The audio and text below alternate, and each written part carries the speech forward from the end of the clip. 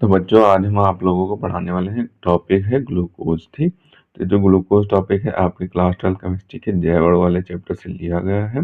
इसमें किस तरीके के क्वेश्चन आते हैं वो भी हमने आपको बताया है और पूरा इसको डिटेल में ग्लूकोज को हमने आपको पढ़ा दिया है कि इसमें कौन कौन से किस किस प्रकार के क्वेश्चन आएंगे और किस किस तरीके से ये पूछा जाएगा। पहला क्वेश्चन आएगा आपका इस तरीके से आ सकता है कि ग्लूकोज क्या है, इसकी फिशर संरचना अथवा चक्रीय संरचना भी बनाई है। ठीक, इस तरीके से क्वेश्चन आ सकता है। अगर दूसरा क्वेश्चन पूछा जाएगा तो इस तरीके से पूछा जाएगा कि ग्लूकोज क्या है और ग्लूकोज की हार्वर्थ संरचना सहित विस्तृत वर्णन कीजिए। ठीक, तो ग्लूकोज क्या है ये तो आपको बताना ही होगा। पहले में आपको फिशर संरचना या फिर चक्रीय संरचना पूछ रहा है, दूसरे में आपको हार्वर्थ संरचना पूछ रहा है। ठीक, तो इन दोनों तीनों संरचनाओं को भी देखेंगे और हम ग्लूकोज को भी जानेंगे ग्लूकोज होता क्या है। ठीक, तो सबसे पहले हम देख लेते हैं ग्लूकोज क्या होता है। तो इसमें आपको लिखना होगा कि मोनोसैकेराइड श्रेणी का सबसे महत्वपूर्ण सदस्य ग्लूकोज है। यानी कि जो मोनोसैकेराइड की सबसे महत्वपूर्ण श्रेणी होती है, श्रेणी का सबसे महत्वपूर्ण जो सदस्य होता है वो हमारा ग्लूकोज कहलाता है। ग्लूकोज का निर्माण सुक्रोज यानी कि C12H22O11 तथा स्टार्च C6H10O5 N से किया जाता है। यानी कि जो ग्लूकोज का निर्माण होता है सुक्रोज और स्टार्च से किया जाता है। तो इन दोनों से ग्लूकोज का निर्माण किया जाता है। ग्लूकोज को एल्डोहेक्सोस तथा डेक्ट्रोस भी कहते हैं। यानी कि ग्लूकोज को एल्डोहेक्सोस तथा डेक्टोस भी कहते हैं। यह मीठे फलों, शहद तथा पके हुए अंगूर में बहुत अधिक मात्रा में पाया जाता है। यानी कि ये जो हमारा ग्लूकोज है ये मीठे फलों, शहद और पके हुए अंगूरों में बहुत ही अधिक मात्रा में पाया जाता है, जो हमारा ग्लूकोज है। ठीक, अब हम ग्लूकोज की फिशर संरचना या फिर उसे चक्रीय संरचना भी बोलते हैं, तो वो देख लेते हैं। तो आपको ग्लूकोज की सबसे पहले ग्लूकोज की संरचना दिखाई देते हैं, ग्लूकोज की संरचना कैसे बनती है, उसके बाद फिशर या चक्रीय संरचना कैसे बनती है वो भी देखेंगे। तो जो हमारा ग्लूकोज होता है उसकी संरचना कुछ इस तरीके से बनती है।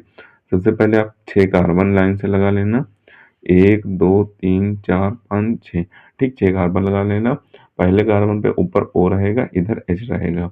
दूसरे कार्बन पर इधर OH रहेगा, तीसरे पे फिर H रहेगा, चौथे पे फिर OH रहेगा, पांचवें पर OH रहेगा, छठे पर भी OH रहेगा। ठीक, छठे पर आपका CH2OH रहेगा। ठीक, और यहाँ पे जो आपका दूसरा कार्बन है, जिस तरफ OH हो वहां उसके बाएं तरफ आपको H लिखना है, जिस तरफ H हो उसके बाएं तरफ आपको OH लिखना है। ठीक, तो इसी तरीके से आपको लिखते चले जाना। बस एक तरफ को आपको याद करना है, दूसरी तरफ का आपको आसानी से तैयार हो जाएगा।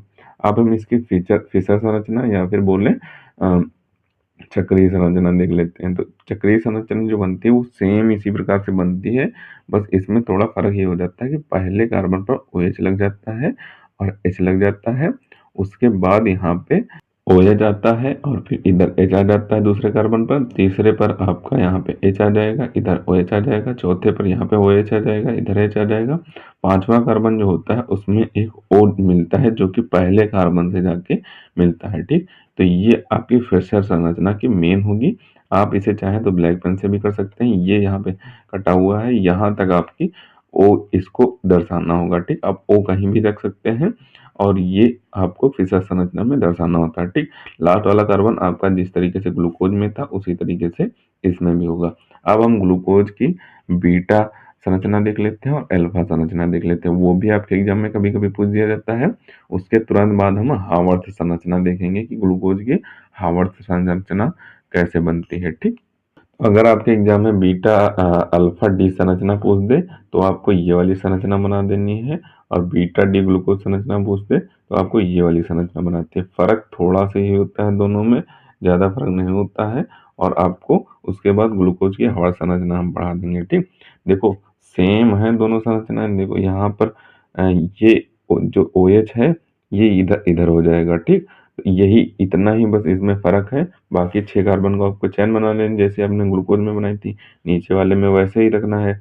पहले में यहाँ पे OH लगा देना है, दूसरे में यहाँ पे OH लगा देना है, तीसरे में H, चौथे में OH। ठीक, पहले में, दूसरे में और चौथे में यहाँ पे OH जुड़ेंगे और तीसरे में H जुड़ेगा। बाकी उस तरफ इसका सेम विपरीत जाएगा। ठीक, और यहाँ पे आपको लास्ट वाले कार्बन को जिस तरीके से आपने चक्र